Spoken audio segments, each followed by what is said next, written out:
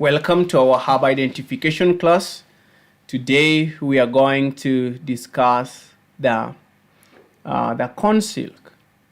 The corn silk is found from the corns, and its nature of working in the body is being it creates a diuresis or diuretic effect, that is increasing the urine flow through the urinary tract system. And corn silk is something that we have in most areas. I prefer, the corn silk differs. We have different kinds of the plants of the corn. We have the yellow corn, the red corn, the white corn. The more nearly we come to the original corn, we will have a very strong corn silk to use. We are living in an environment that a lot of corn has been genetically engineered, and that is what most of the people eat and drink. We are really in a danger. God is calling us to search for the seeds of these indigenous plants, indigenous maize, and plant them back. Now, the corn silk, that is the hairy part of the corn, is very useful medicinally for treating many diseases. And it is a powerful cleanser of bladder and kidney tissues. If someone had kidney failure, or he has UTI, the best herb to take is corn silk. You make a tea of it. Just get a pound of it and then simmer it in water for about 30 minutes. For a pound, that is a kilo of the hair, you put it in 4 liters of water and then boil it until it reduces to a liter of water, and then take that in. It will be very powerful to help with any urinary tract infection, to help with a failing kidney. It helps clean toxins and mucus from the urinary tract. It helps lower blood sugar, so it means good for diabetes. If you have a diabetic patient, there are about 3 areas you need to look at. You need to build the blood, you need to strengthen the liver, detoxify the liver, and then enable the kidney to filtrate well.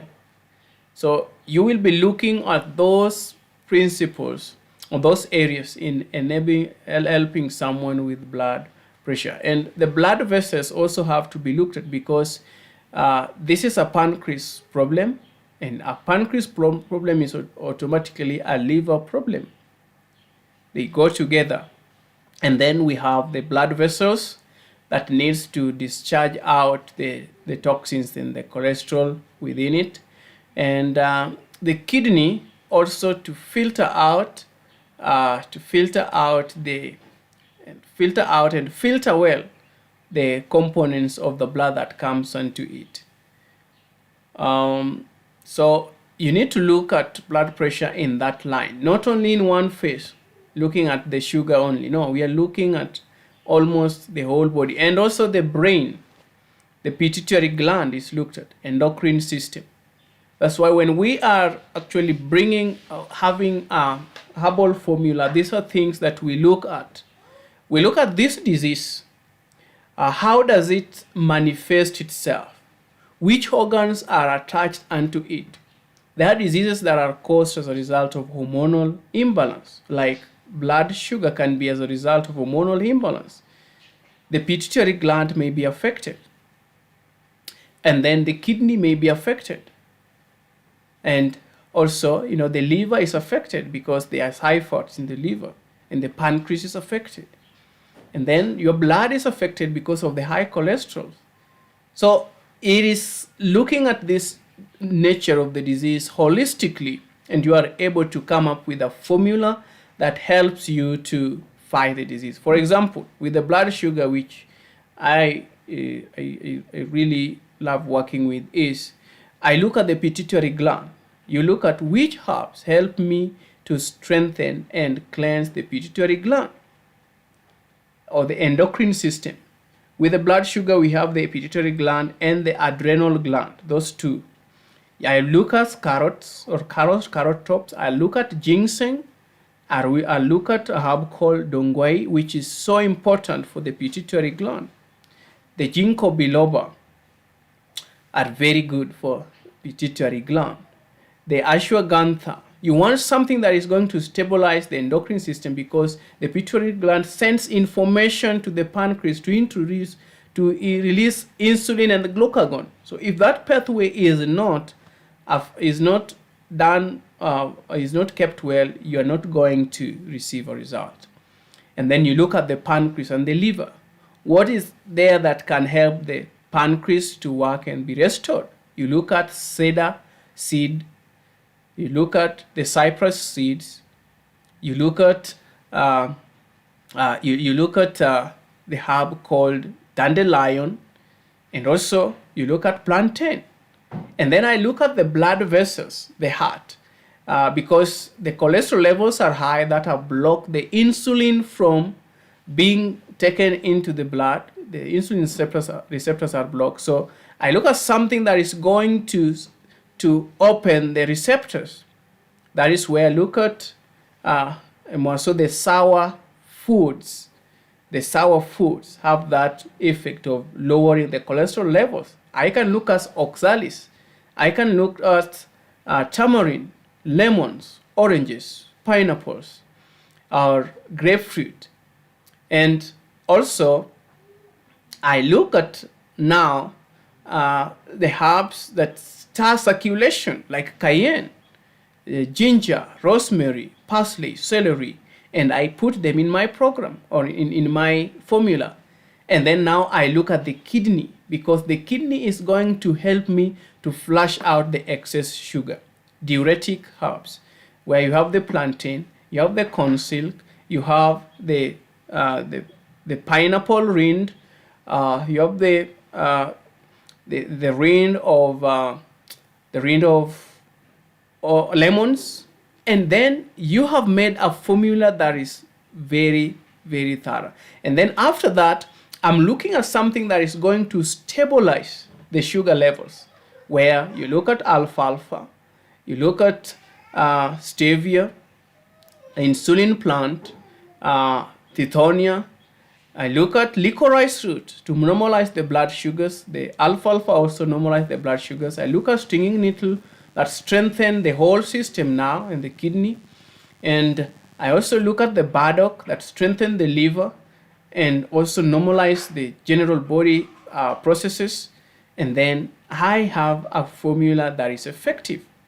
In that also, I've just remembered you have the cinnamon, the cloves, and that is just complete. That is how we come up with a program or a formula that is cutting across all the treatments that we have. Now, this herb is help gently stimulate bile flow, aiding in improved digestion and alkalization. It's used for bedwetting and edema. If you have legs that are swelling, edema, you have to take corn silk, and you have to walk, exercise. If you exercise by walking, not running like an athlete, it is walking and walking and walking. If you can walk 8 miles a day, and then I tell you, you will be having a good health. And drinking a lot of water. It is used for prostatitis, help remove inorganic minerals from the body, used for both gallstones and kidney stones, and excellent for cystitis, and used in hypertension and COPD, that is chronic obstructive pulmonary disease, that many people are dying of today. The chronic pulmonary, chronic obstructive pulmonary disease affects many people today. That is when the right side of your lungs, the aortic side of your lungs is inflamed. It will even link with your lungs to affect the problem. And most of the times we get this chronic obstructive pulmonary disease when we breathe in the paints or the fumes or the dust or take in the perfumes that affects our system, or when you are having asthma and you are in those inhalants, they will affect you and create chronic obstructive pulmonary disease. Now, what we do is that this person, because he cannot actually walk for a long time, encourage him to be at least doing exercise of walking. At least, even if it is 100 meters, even if it is 50 meters the first day, like that, and then do a fomentation on the chest and on the back. You want to do massage, use the circulatory herbs that we had mentioned before, and make this person take the tea that is going to expand the heart.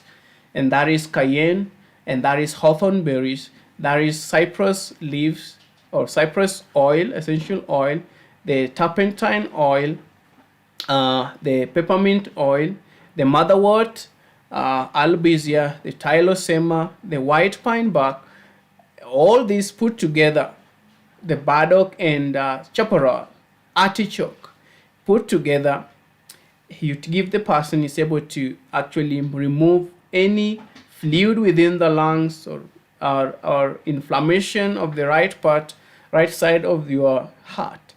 And being on a proper diet, make sure that you eliminate all the animal foods. We destroy many people today.